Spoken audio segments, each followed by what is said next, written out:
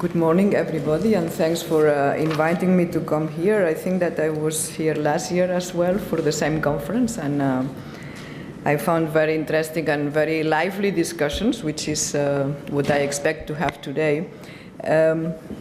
We had discussed a bit with the colleague that was supposed to come, Agnieszka, how to share the presentation to get as much as possible the picture of what how do we see the growth prospects and the policies. And I'm going to do the first part, which is to give you the context. So in which economic context this annual growth survey is coming out, and what are the challenges that we are trying to address.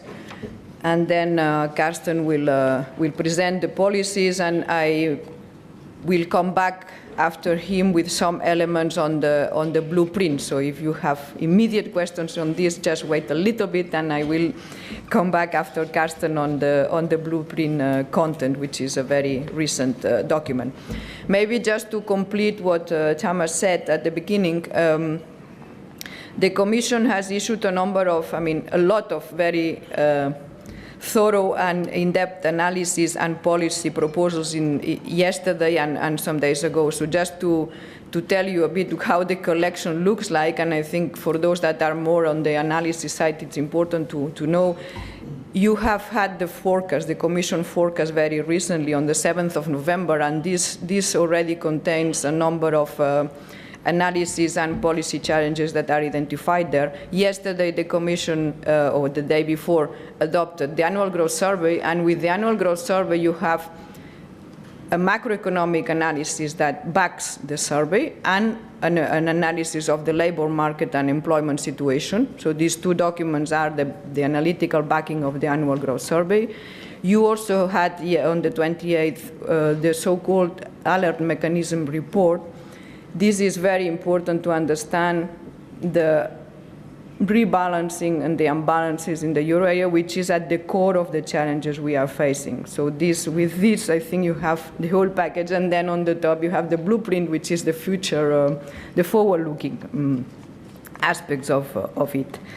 So the context in which we are issuing the annual growth survey, it is not a very bright one, to say the least, and it is the case for the European Union, but also for the global environment. And this is what obviously makes the things more complicated. So I prepare a very simple type and short number of slides to give you a picture, because I think the graphs sometimes tell more than the words in terms of the economic outlook. You can see here, as I said, that the global environment is really weak, and we have this going on in Japan. The recovery that we saw some quarters ago is slowing down. In the US, on the contrary, we see growth slowly firming and gradually, but there is, as you know, big uncertainty on the fiscal side. So how the new government is going to resolve the current fiscal situation, and there are a number of measures that if they are phased out just like this, they would imply a huge consolidation with impact for the rest of the world. So this is under discussion, as you probably know from the newspapers. In emerging markets, growth has moderated recently as well. So that's the context. Looking ahead, what do we see? Well, we see that growth would gradually strengthen, mainly in the emerging economies, but also in some other places. So if the US trend continues, that would be a positive. And in that sense, what we expect for the 2013 and going forward is an improvement on the global environment. If we look at the financial sector, we know that financial tensions have eased since July. The sovereign spreads have narrowed, the stock markets have recovered, and these improvements are mainly linked to policy decisions. So basically, the ECB announcement of OMT operations, the decisions taken in July in the European Council, and more easing announced in the US. Those three basic blocks of decisions led to financial markets easing. Now we have seen recently that the situation is still fragile. So it depends very much on whether policy decisions that were taken in July are fully implemented in the timeline that were supposed to be, and what do we see coming out from the next European Council discussions. So some improvement in the financial sector, but still the credit constraints are playing a role. So the stabilization in the financial sector has not yet translated into an easing of the credit conditions. And we see that if we look at the recent bank lending surveys, and in particular, this is the case in countries that are in a more vulnerable situation, because the link between the sovereign and the real economy credit conditions has not yet been broken. So this problem of negative transmission between the sovereign crisis into the credit conditions is still there. So the financing conditions for the financial sector, for the private sector, are not yet facilitating the pickup of investment. And indeed, we see in the forecast that investment is not yet recovering in the near future. So what we see in terms of looking forward is a gradual recovery from 2013 on, and compared to the spring forecast, clearly the start of the recovery has been delayed. We have seen the second quarter of this year worse than expected, and so the third quarter has not been much better, and so the whole thing is being delayed. So basically, recovery not starting until mid of next year,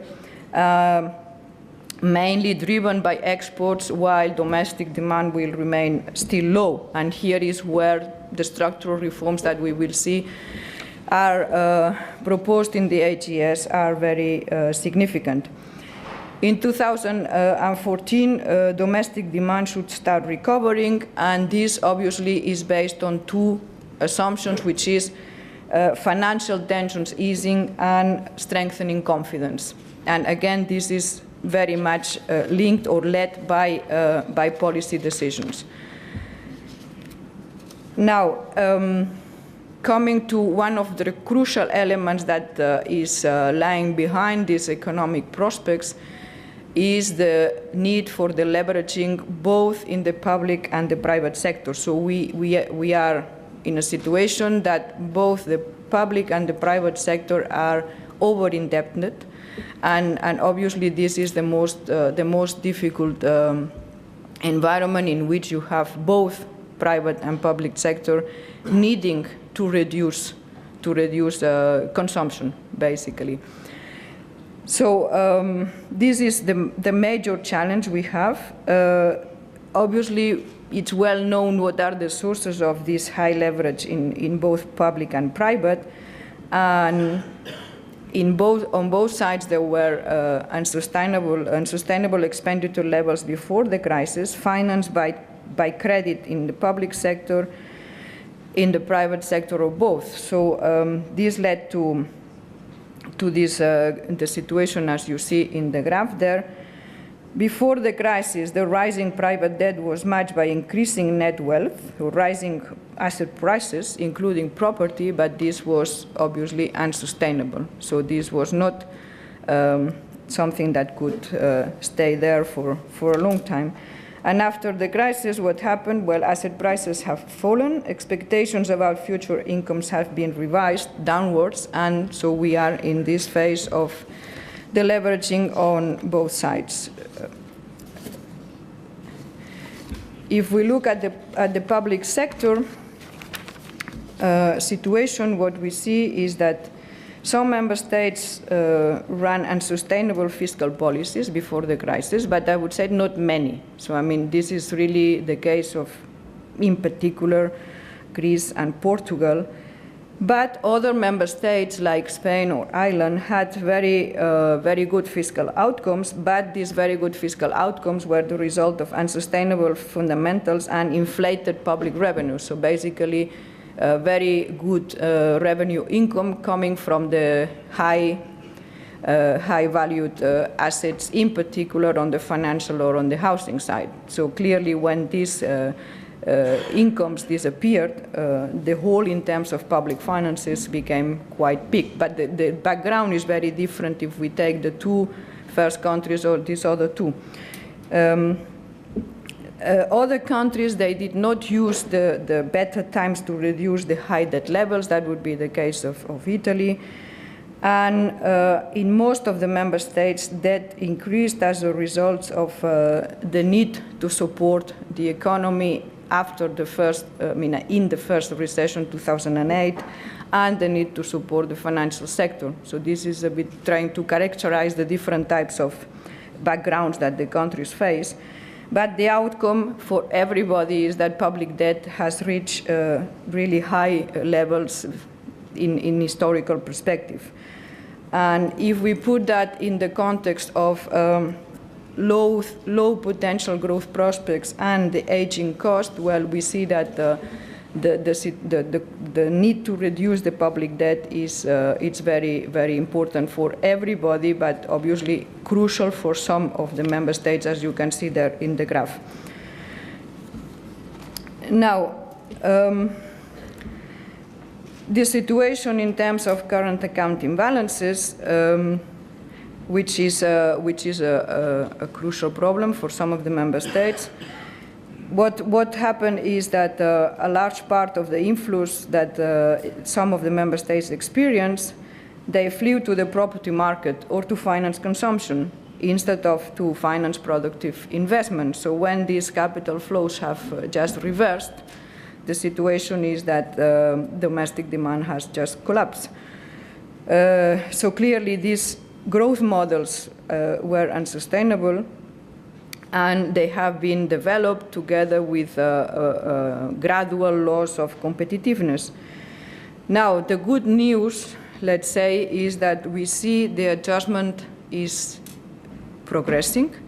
We see that the imbalances are falling, and they have fallen substantially, and further corrections are forecast. So if you look at the forecast, you see that further corrections are expected. These corrections are mainly seen in the deficit countries and only, let's say, very slowly in the surplus countries. As you can see there in the graph very clearly, the blue lines are surplus countries, so the surplus is decreasing very slowly. But on the deficit side, the situation is being corrected rather quickly. Now, what is behind this, because that's what matters for policies, before the crisis, we had a divergence in wage growth between deficit and surplus countries. So in most of the deficit countries, wages went up very quickly, very rapidly. Since 2010, there is more convergence, and deficit countries have been gaining competitiveness. What we see is that also in the surplus countries, there is some correction in terms of the wage growth that has accelerated. And what we see in the deficit countries is that a significant part of the adjustment is structural. A lot comes from the drop of the domestic demand, but even there, part of this domestic demand is not cyclical. So in a way, it isn't a structural adjustment in the economy. So even if growth comes back, part of this excessive demand that we have seen in the previous years would not come back. So even if we see that the adjustment is mainly driven by demand fall, we can say that part of it is structural. But we also see on the export side improvement. So this is the positive aspect, or the more positive aspect, because there are signs of improving exports and also increasing market shares for at least some of the deficit countries. So that's the starting of a good development, but a lot remains to be done, and a lot means a lot, in particular for some of these countries. Now, public finances, they are also set to improve further, and as I mentioned, what is important there is to be sure that that the debt is being reduced in a sustained manner, because even if the current more acute problems disappear, there is this long-term weight on the debt, which is related to, as I said, the cost related to aging and the low growth potential in the medium to long term. So if we look at the structural balances, because that's what is the crucial measure to see what is really going on the public finances, we see that there is a moderate decrease in the pace of consolidation. And I don't have the countries here in the picture, but if we look at the countries, we see that the structural improvement for those that have more fiscal space is really very, very minor. So there is a clear differentiation in terms of fiscal consolidation across countries, depending on the gravity, let's say, or depending on the fiscal space they have. So we don't see consolidation all across the board in the same way. What we also see in terms of growth prospects is that differences in GDP across countries are not decreasing. And this is also, I would say, the second or the third. I mean, I said the financial, the credit conditions, the rebalancing, and the differences in the growth prospects is another challenge. And obviously, this is linked to the deleveraging point. So those that are facing the highest need of deleveraging, they face also very low growth prospects for the moment. So we have with an impact in terms of labor market developments. So here we are facing an important challenge in terms of specific policies, and even more so if we look at labor market conditions. So clearly that shows that in terms of policy response, one has to think about policies that can favor growth, but in particular there is a need for targeted policies on specific aspects of the labor market, because even if growth starts picking up mid-2013, we don't see a positive impact very quickly. We rather, over the forecast period, we don't see basically any impact in terms of labor market. So this is a huge problem, which means that obviously specific targeted policies on specific elements of the labor market have to be implemented. And if we look at the financial fragmentation, we see a bit the same. So growth differences, labor market differences, and financial market fragmentation still there. But there again, the situation is very different across countries. So what happens is that financial conditions were not sufficiently differentiated before the crisis, while now the financing conditions, I would say, are excessively differentiated. And this is obviously linked to the fact that the single market in the financial sector is not working, that the transmission of monetary policy is not yet working, and there is a fragmentation. And this is the reason why it is so important to move ahead with the different building pieces of the banking union in order to make sure that we face this financial fragmentation, and that the financing conditions for the real economy are restored as much as possible and as soon as possible. So in terms of summing up, what are the major challenges that this economic context presents? As I said, there is the need to have continuous consolidation, but at the same time, I would stress that the issue is not consolidation across the board, no matter what. What we say is that it is extremely important to have this differentiated approach. So not everybody needs to consolidate in the same way and at the same speed.